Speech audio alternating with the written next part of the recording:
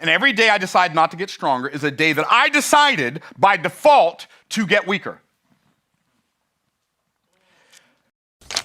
Finances. So, when it comes to my finances, there are 3 things in my finances that I've got to apply energy and intention to. But here's the overarching ideology.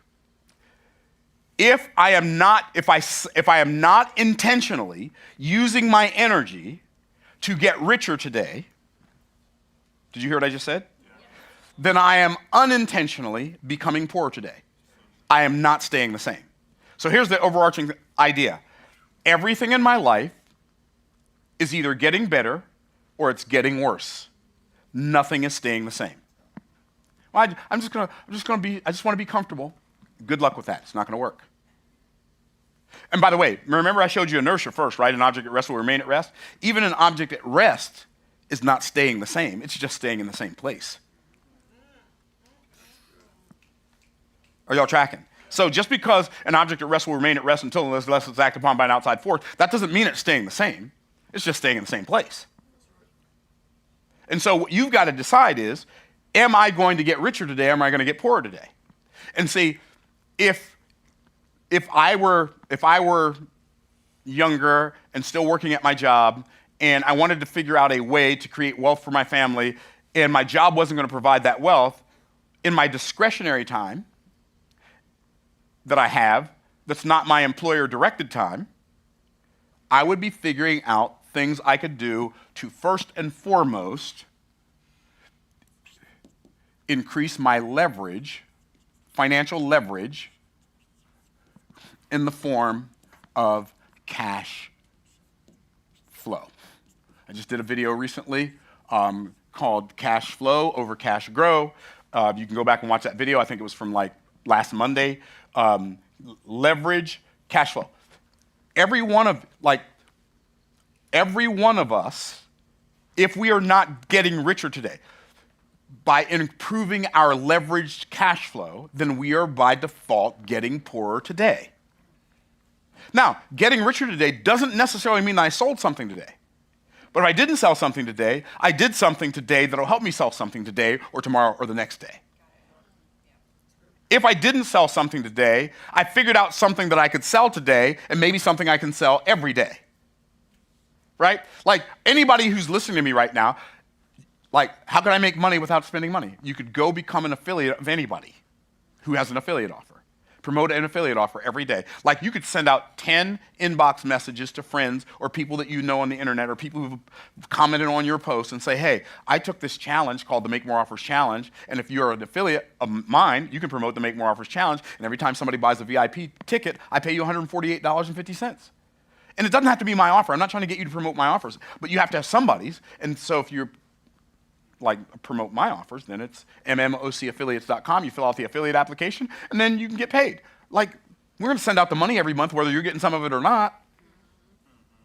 Is what I'm saying making sense? Okay. So I'm going to increase my leverage cash flow today. So every day of my life, I'm thinking about what kind of supporting offers can I create that fit into my current offer ecosystem. I'm not going to create some new thing, so I've got all these things to juggle. I realize, I'm aware of the fact that every time a solution is created, that solution creates 10 new problems. So I have to be astute enough to figure out what the 10 new problems are, and then figure out how to solve one of those, and then just make offers on that. Right? So A, leverage. Okay? B, lifestyle. So what is lifestyle look like in my finances? It looks like, what am I building today that I may not be getting paid for today, but that will eventually pay me from now on so that I can have lifestyle? See, my lifestyle can be supported by my ongoing monthly recurring revenue sources. Because monthly recurring revenue for us is over $250,000 a month before I get out of bed. If you got over $250,000 a month coming in before you get out of bed, guess what that means? That means if you don't want to, you don't have to get out of bed. Okay, but I do want to. I do want to. But what it does is it gives me lifestyle choices. Because now I'm not making choices based on whether or not I can afford it. I'm just making choices based on whether or not it's a good choice. Right? And so what if all of your choices could be choices that you made because they were the choices that you desired to make, instead of choices that you felt like you had to make because that's all your money would allow you to make? See, people love to quote that no man can serve two masters, right? You will love one and hate the other, or hold to one and despise the other, but nobody ever slows down enough to ask, what is a master? What is a master? A master is someone that owns you and controls your decision making. Well, here's what I found out. Money was much more of a master for me when I didn't have any, because it told me what I could and could not do. Money told me that I couldn't go to close relatives' funerals in the past because I didn't have the money. So money was my master when I didn't have any. Money is no longer a master. I am now money's master. It does what I tell it to do. I don't do what it tells me to do because it can't tell me to do nothing. So lifestyle can be created by creating monthly recurring revenue sources. By the way, you could do that by selling affiliate offers to software as a service. There's this one software as a service. They pay me, I don't know, $3,000, $4,000, $5,000 a month because of people that I've referred to use their software. And so they just deposit money into my account every month, twice a month. I'm like, okay, cool, right? So that's lifestyle. And then,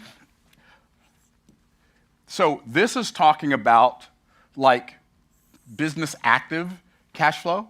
This is talking about business more passive or deferred cash flow. And then the last one, when it comes to finances, is legacy. Legacy, what's legacy? Legacy is the wealth that I'm creating for my descendants. It's the money that I'm going to use to pay for the house for my children when they get married.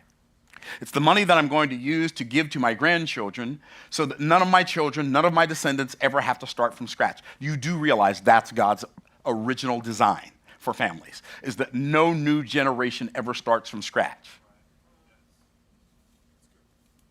So, legacy. What am I investing into today that will perpetuate the family's wealth instead of decimating the family's wealth? Because I'm investing in something, while even though cash flow is over cash grow, and cash flow is more important than cash accumulation is still important, not for me, lay not up for yourselves treasures upon the earth, where moth and rust doth corrupt and thieves break through and steal. I'm not laying up wealth for myself on earth. I'm laying up wealth for my children, my grandchildren, my great-grandchildren, my great-grandchildren, my great-great-great, and no, I'm not going to give it to a nonprofit organization that I know nothing about so that they can give it to the people to the causes they think are important. I'm going to give it to the causes that God told me are important, my descendants. Why? I believe it's the right thing to do. Okay, so everybody got it. Finances. Either I'm getting richer today or I'm getting poorer today. So the question I've got to ask and answer for myself is, do I desire to get richer today or do I desire to get poorer today? So that's finances. Number 2 is friendships. It is not good for man to be alone. It is not good for man to be alone. Yes, man needs a wife. That's not all it's talking about. People need people. I don't like people. Doesn't matter if you like them or not, you still need them. People drain my battery. Great, they drain your battery. They can make sure, since they drain your battery, like make sure that you are vested in connecting with people because it will make you better. And there's a very good possibility that it'll make you richer as well. People need people. Do you realize this is how much people need people? If you were the only person on earth and you owned everything, you'd be the richest person who's frustrated that ever existed. Because you'd go to the gas station, there'd be nobody there to pump the gas. So you say, I can pump it myself, except there's nobody at the electric company to turn on the electric. So now you got to go to the electric company and turn on electric. But then again, do you even know how to do that? So now you're stuck like Chuck in a pickup truck, riding a bicycle all over town, even though you own all the cars. Why? Because there's nobody else around. See, your life is supported by millions of people that you will never meet. And I don't like people. Like them or not, you need them. Why? Because God set it up that way. So, when it comes to friendships, in order of priority, in my opinion, long-time friendships. I'm just going to put LT. Long-time friendships. Like, make sure you do things to maintain those long time. I've got friends I've had since I've got people in my life that I've been friends with since I was a teenager. There are people in my life that I've been friends with since I was in my 20s. There are people in my life that I've been friends with since I was in my 30s. And we're still connected. And I reach out to these people. Why? Because it requires energy and intention to maintain good relationships over a long period of time. Is what I'm saying making sense? Yes. Okay. Long time. Okay. And then what I call developing relationships. They're not super long, but maybe they're a few months old, maybe they're a few years old, maybe they're a decade old. They're developing relationships. And these are relationships that I'm figuring out how I can serve these people more and engage with these people more. Beware of him who has no old friends. There is a reason for that. Beware even more of he or she who has no friends, because there's a reason for that. Okay, so developing friends. Developing friends is important because, like, I have my children. I love talking to my children. That's not enough. I love talking to my wife. That's not enough. I love talking to my old friends. That's not enough. Why? Because people need people. People don't just need a person. All I need is my person. No. You may be deceived into thinking that all you need is your person, but I'm telling you that God says you need people. Yeah. And he ain't going to be right about heaven and wrong about that. Okay. And then, new friends. New friends go into environments with the high energy, intentional, deliberate intention to discover and develop new friendships. Why? Because it makes you a better person. I don't need any more friends, but you need to be a friend to more people, whether you need new friends or not. Because sometimes you need to be a friend because they need a friend, not because you need a friend. Well, I wish I had. Okay, y'all are tracking. So friendships. So either my long-term developing and new friendships are getting better today, or they're getting worse. And by friendship, all of my relationships, it's getting better, it's getting worse. This week, it's getting better, it's getting worse. This month, it's getting better, it's getting worse. This year, it's getting better and getting worse. Okay.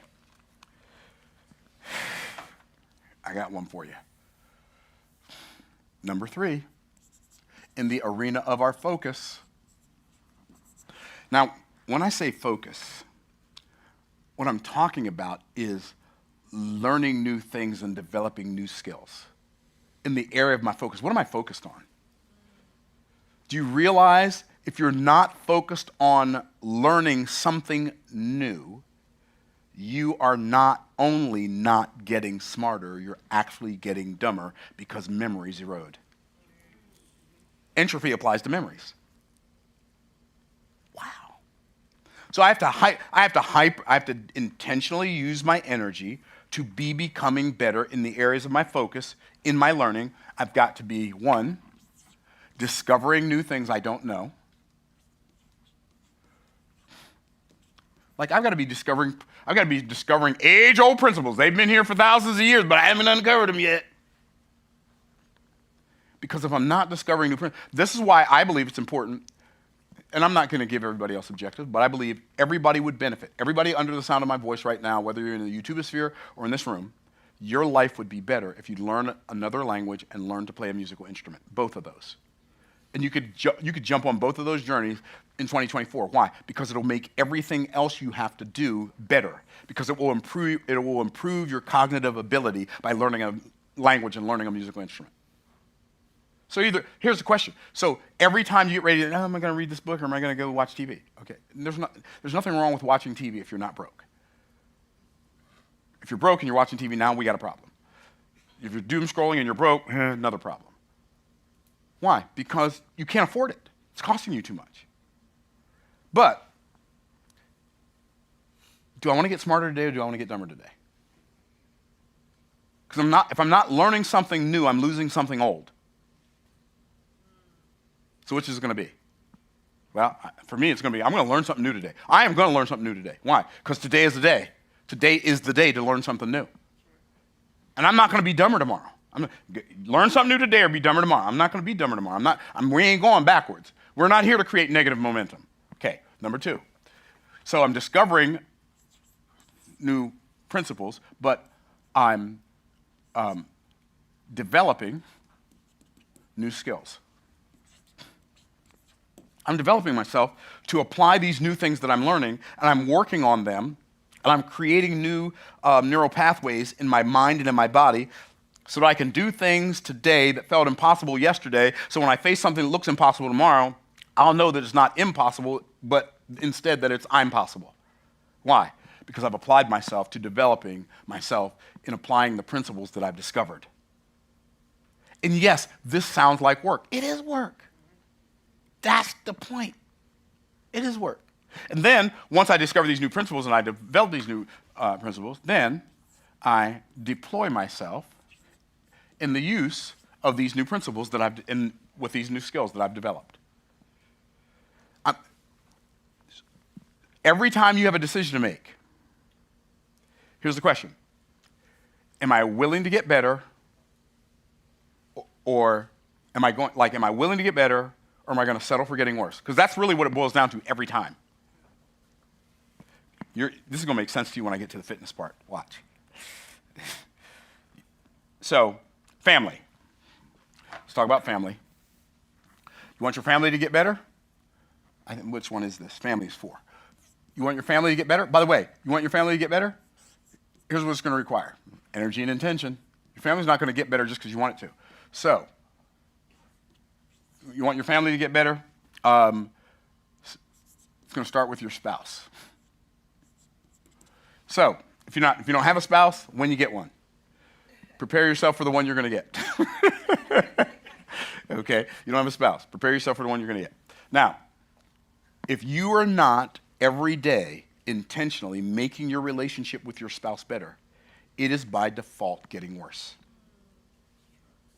Every day in your relationship with your spouse, you're getting closer to staying together for life or closer to divorce.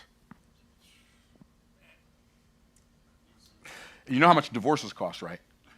Half. Okay. Okay, I just didn't want anybody to miss that. Okay. So, spouse, that's first.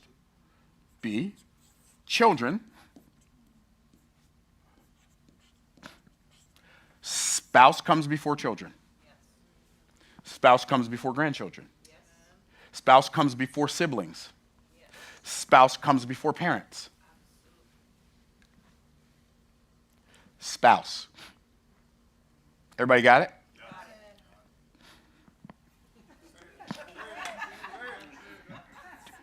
Don't allow the family that you were born into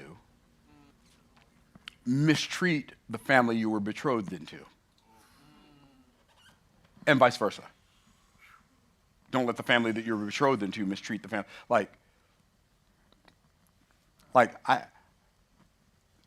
You know why? Here's one of the reasons I feel really hyper blessed. I've got 6 brothers, and all my brothers and I are close. I have never one time, I've been married for 40 years, never one time in my life that I can remember, ever, have any of my brothers ever disrespected, talked down to, or treated my wife badly, ever. My parents never did that, ever, not once. Now, if they had done it, we ain't doing it like that, but it's never happened. I feel extremely blessed. Okay, children. And then everything else is extended. Extended. I'll bend over backwards for my extended family to a point as long as it doesn't negatively impact what I'm doing with my children or my spouse. I'll bend over backwards for my extended family.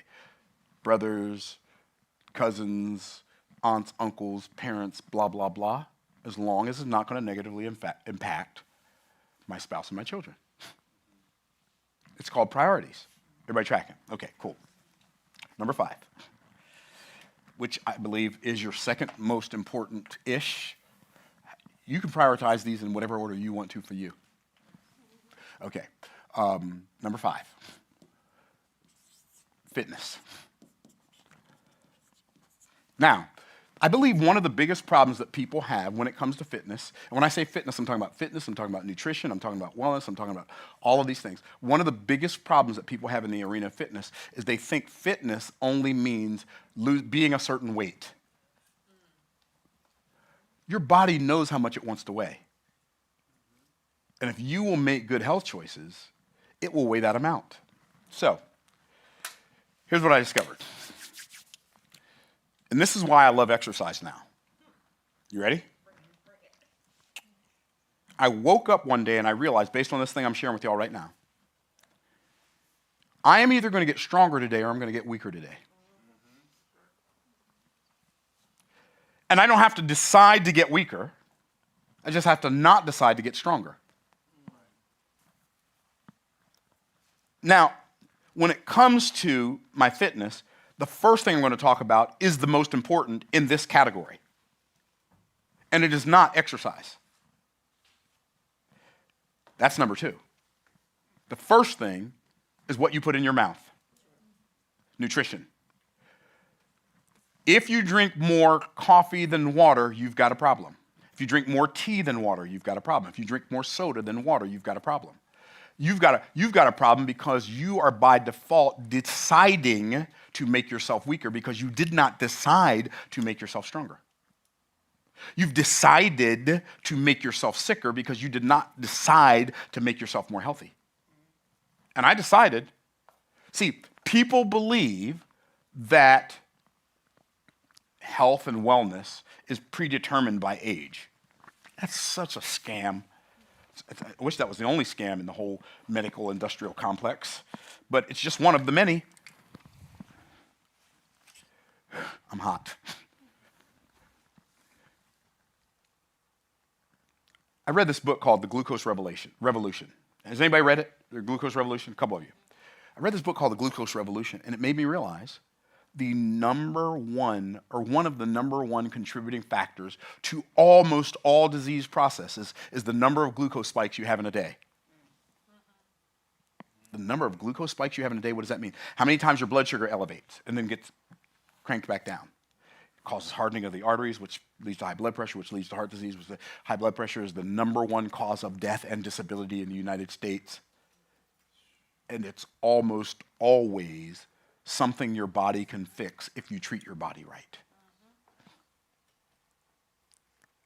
And I just said, I'm done with like, every time I get ready to eat something, I look at something, like, we had a birthday party for my brother on the 26th, because his birthday is 26th, and we were at my house. And he's cutting the cake and ice cream. He said, "You want cake and ice cream?" That doesn't even look appealing to me. I'm not even interested in it. It's not like, oh man, I'm so tempted to eat that, but I'm going to make myself not. No. That's what my body's going to have to do to recover from that. It's not worth it to me. That 5 minutes of satisfying my taste buds is not worth how much weaker that's going to make me, to me. And so it's every time I look at something, is it going to make me better? Is it going to make me worse? Is it going to make me stronger? Is it going to make me weaker? When I get ready to exercise, in my subconscious mind, my Esau in me, my old nature, that wants me to say, no, don't do that, bro. Yeah, you can work out tomorrow. Don't work out tomorrow. You can work out tomorrow. I'm working out today. Why? Because I'm either getting stronger or I'm getting weaker. And people think you have to get weaker when you get older, and they think you have to get, I'm overweight because of my age. No, you're overweight because of your glucose spikes and because of the fact your nutrition is off. You eat more food from the hand of man than you do from the hand of God. You eat more food out of a package than you do out of the ground. Food has more to do, food and foodstuffs have more to do with how you feel than exercise. They're both important. Nutrition without fitness is inefficient. Did y'all hear me? Nutrition without fitness is inefficient. Fitness without nutrition is dangerous. What does that mean? If you're stressing out your body physically by doing a lot of exercise, but you're not putting in things that support life, you are literally endangering yourself, which is why a lot of high-level athletes drop dead of a heart attack, because they were focused on the fitness but not on the nutrition. Lastly, rest. You have to give your body time to recover. God had this really good idea at the beginning. He instituted it. God did not rest because he needed rest. God rested because he was giving us an example and he knew we needed rest. That's real.